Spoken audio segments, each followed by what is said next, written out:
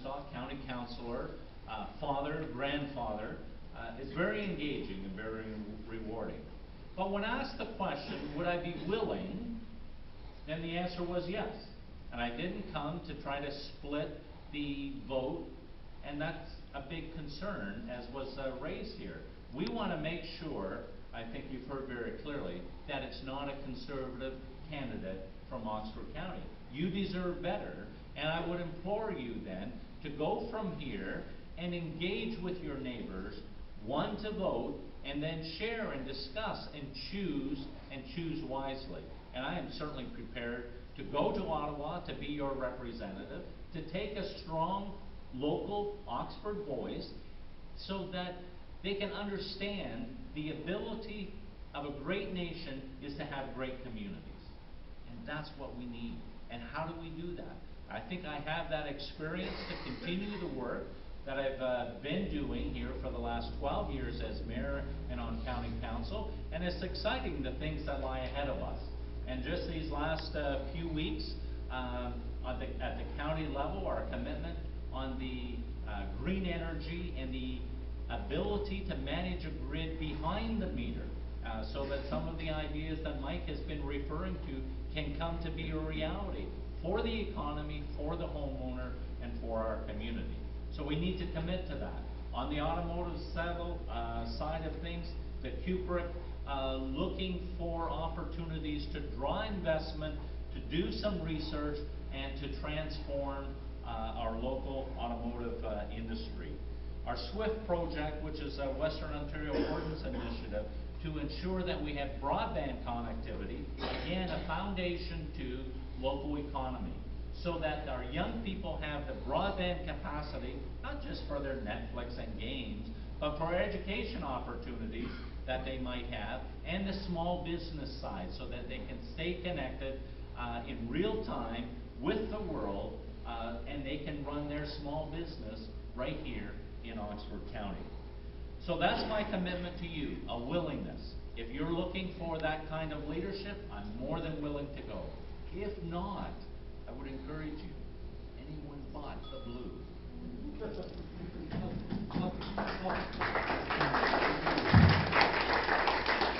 Thank you, Don. Melody. Once again, thank you so much for hosting this evening. It's been very informative, and it's just been a pleasure getting together with everyone in the candidates here.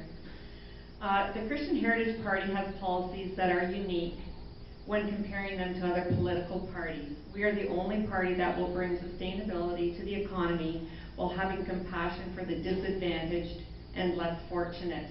We're the only party that is committed to strengthening families and protecting life at all stages. We believe in protecting law-abiding citizens by toughening our laws against violent offenders, and we are committed to good environmental and natural resource stewardship without destroying jobs, probably creating them as well. The Christian Heritage Party is the only party that is bold and unwavering in governing Canada through the time-tested biblical principles endorsed in our Constitution, founding principles which have made our country great, founding principles to ensure this nation's ultimate prosperity. The Christian Heritage Party's policies offer better solutions to our country's troubles. These policies come from time-honored principles written to build up all Canadians, not just the demographic groups that get us elected. If you believe the Christian worldview is the best standard on which to base public policy, then consider voting for the Christian Heritage Party. Thank you.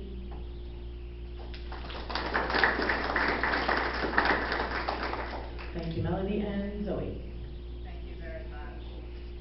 Election 2015 is unlike any other election our nation has seen since arguably our first.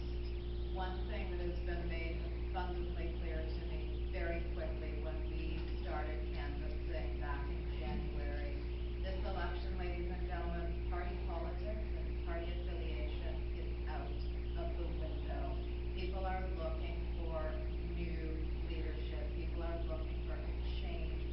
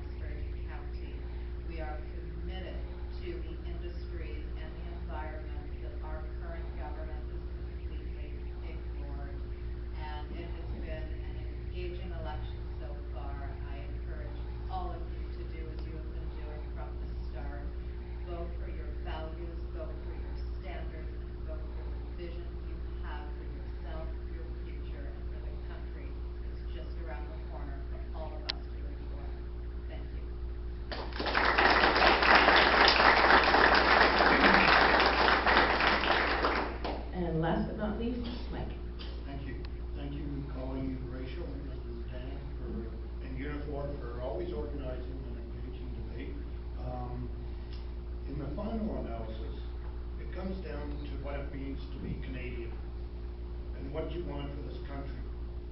I want a country that cares about its environment. I want a country that cares about its citizens and a country that cares about its veterans. When a soldier lays down their life fighting for Canada and defending our freedom, his or her family shouldn't have to fight our government to receive benefits. I think it was wrong to reduce our wounded vets' $50,000 a year pension to a one-time buyout of $250,000. And when the head of the Veteran Affairs opposed this change, I think it was wrong for him to lose his job. And a report from the Auditor General of Canada on veteran services states it was wrong as well. There are a lot of well-kept cemeteries in Belgium honoring our war dead from World War I and World War II.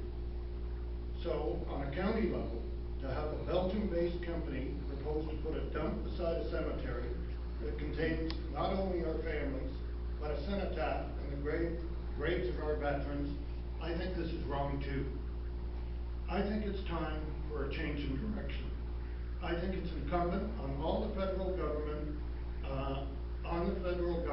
to get involved and to ensure that our veterans are honored on their home soil. In conclusion, when will the government aspire to make things better? To make things better not for their cronies in the Senate, not for big business and corporations, but to make things better for our country, our citizens, and our veterans. I think the time is now. In this election, let us today commit to change directions and to make it so. Thank you.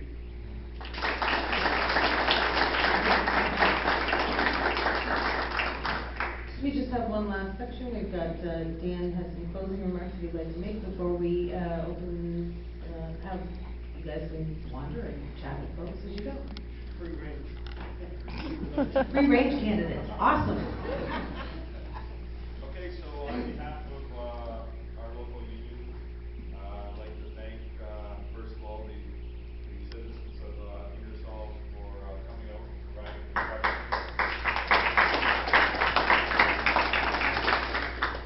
Because without your involvement, these debates would not happen. So once again, I thank you on behalf of our leadership and obviously the citizens of Officer County. Also, I'd like to thank the candidates for coming out, for debating and providing the responses to the questions that are offered by the audience. So thank you all for participating. So the one important message I will say, and I believe all four candidates have said it, get out and vote. It's important that you get out and vote. Last election, roughly about 35% of Canadians didn't vote. Depending on the demographics, youth were higher, the older generations were lower in percentage of participation. But I encourage you to get out, as we're doing here tonight, get to know your candidates, ask them the questions, and vote. It's important that on October the 19th, that you vote and make your vote count. Or at the advanced polls, which are held over the Thanksgiving weekend. So with that said, just like to remind everyone that we do have another all candidates meeting on October the 7th, and the forum, there is no specific topics to the forum, so any questions from the floor are very much welcome, and I'm sure that the candidates will welcome your questions at that time. So again, thank you.